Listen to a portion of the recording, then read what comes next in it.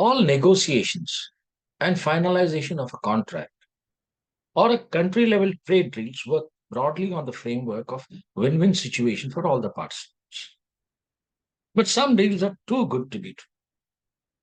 In this, every stakeholder gets that portion of the economic cake which he or she desires or target. The result is all round motivation and exponential benefits for all the parties concerned. The EFTA trade deal can be slotted in this category. EFTA stands for the European Free Trade Association. And for 16 years, India and EFTA have been talking and negotiating for an inclusive trade deal, but without any outcome, without any results. But during the last 9 to 10 months of their negotiations, the whole thing got turbocharged.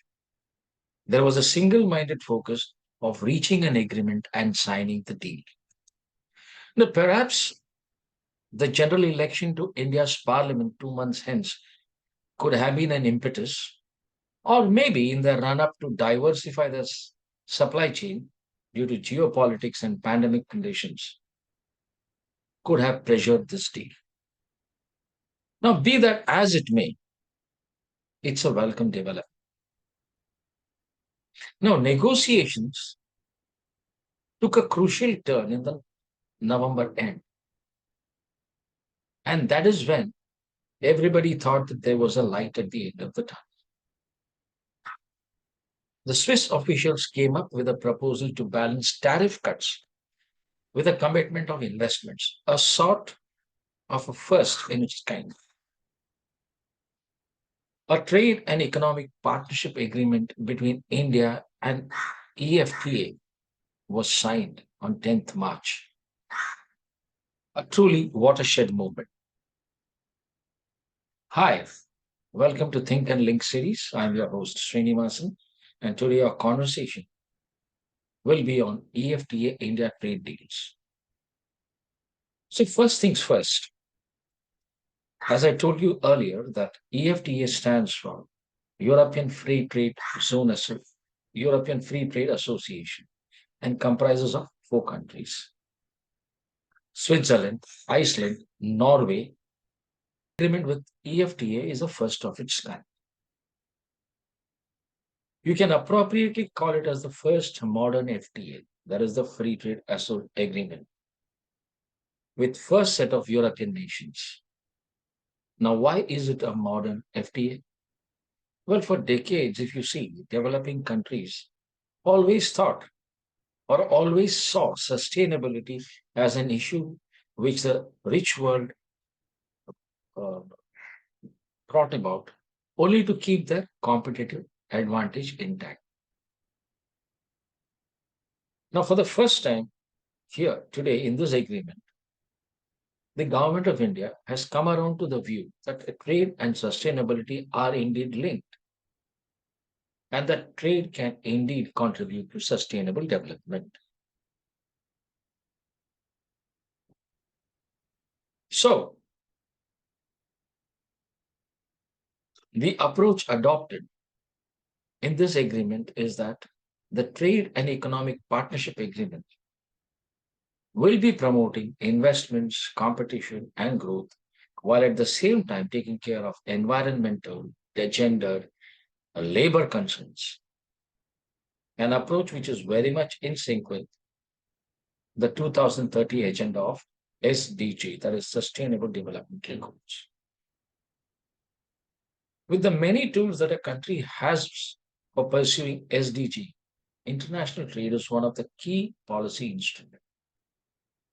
The 2030 Agenda for SDG defines international trade as an engine for inclusive economic growth and poverty reduction that contributes to the promotion of sustainable development. So, in layman's terms, this is an agreement that balances investment pledge and market access. Typically, a quid pro quo agreement. On the other hand, investments from these countries will flow in return for customs duty cuts by India.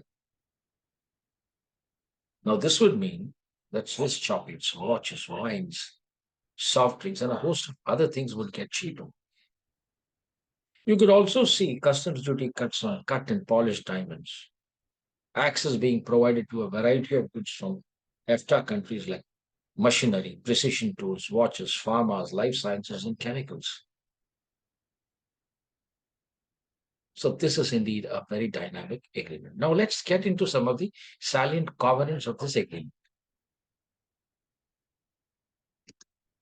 The companies from these countries, that's namely Switzerland, Iceland, Norway, and Liechtenstein, will invest about $100 billion in over a 15-year period. These European companies will also use India as a production hub for the global markets. In return, India will cut customs duty on a host of products coming into India from these countries. And importantly, India has the option to reverse the tariff cuts in case the investment amount is significantly lower. This agreement excludes gold, farm, and dairy products. As a part of this agreement, out of 95.3% of Indian imports from EFTA countries, India will be offering duty cuts to almost 82.7% of the total items. And as a result of this agreement, Switzerland has offered to open up over 120 of their 156 services for exports. So this includes audit, accounting, IT, legal, healthcare. And not only that, easier visa rules for workers and professionals. This agreement also brings about a mutual recognition agreement in sectors such as nursing, chartered accountancy, and architecture, allowing Indian and EFTA qualifications to be recognized by each other. Now, here are a few outliers. There are no annual investment milestones as investments are likely to be linear. Now, post the agreement, countries are looking at $50 billion investment in India over a 10-year period time and $100 billion in a 15 years time period. Not only that, investment which are rooted through Mauritius and Singapore, these are all tax havens, you may be aware of, will be included in the calculation. And so also invested earnings by these companies in their India operations. Of course, just as many other agreements have this force majeure provisions, this agreement too has, which says that pandemics, conflicts, and economic crisis, if they are encountered, it will definitely allow for exceptions. Now, interestingly, the first review will happen after 15 years, and a full assessment will follow in 20 years. And that's a lot of time.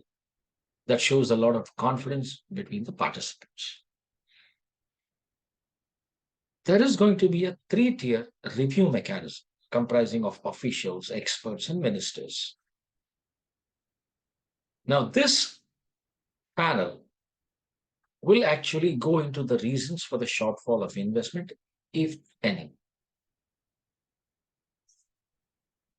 One of the most important aspects of this agreement is that government also agreed to sustainability chapter, which includes aspects of labor, human rights, environment, and gender. Hitherto, it was a no-go area for India. So that particular stance has changed, and that's what we need to appreciate. This agreement also provides a 3-year correction period to meet the deficit, failing which, of course, India has got all the liberty to reverse some of the tariff cuts under this trade pact. in a proportionate and a targeted manner. This agreement has not defined any focus area,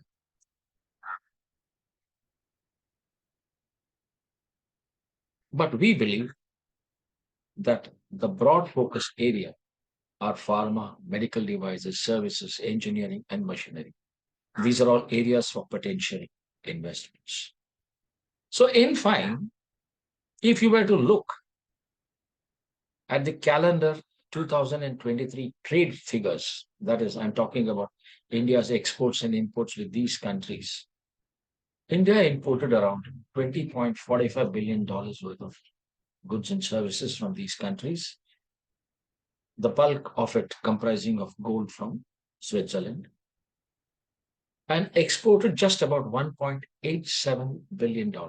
So there's a huge room for exports from India. So India has got a huge trade deficit with this bloc. Research and history has proven that trade agreements results in mutual trade increases of about 50 to 100% within a decade. So in a 10 years time, we are potentially looking at more than doubling the trade between EFTA and India. Now, each of these countries, Switzerland, Norway, Iceland, Liechtenstein, Norway, Iceland, would bring in investments and also their own core specialty into India, spurring investments and innovation. Now, for example, when we talk about Norway, Norway is a clear world leader in many areas that India is interested in. Green solutions for future, green solutions in energy, shipping, industry, infrastructure, and construction that can be provided by Norwegian companies. And just for the knowledge sake, there are around 130 Norwegian companies in India. If we talk about Switzerland, many of you may not be aware that nearly half of India's gold is imported from Switzerland, apart from chocolates, wines, and watches. For Iceland, food processing machinery, medical and healthcare sectors, green energy, renewable and geothermal are a very big focus area. I'm sure that you all will agree with me when I say that trade drives growth, efficiency, and innovation. Now, EFTA is expected to open offices soon in India to aid and facilitate these investments. So we are sure that in the next decade or so, there is going to be a real great bondage in terms of business between these countries and India. In a world that is showing growing signs of increased protectionism, this particular agreement comes as a breath of fresh air. And what this agreement means and is all about is best described by the Norwegian Minister for Trade and Industry, Jean Wester. He said it is a winner. Now, winner is a Norwegian word with capital V, V-I-N-N-E-R, which stands for victory. And he said that it is a winner which stands for victory in Norwegian, which will bring vikas, a Hindi word meaning progress, and vyapar, which is again a Hindi word which means business. And this is a joint Vishal dream. Vishal stands for grandeur. I, for one, totally concur with that view. With this, we come to the end of this conversation. Thank you.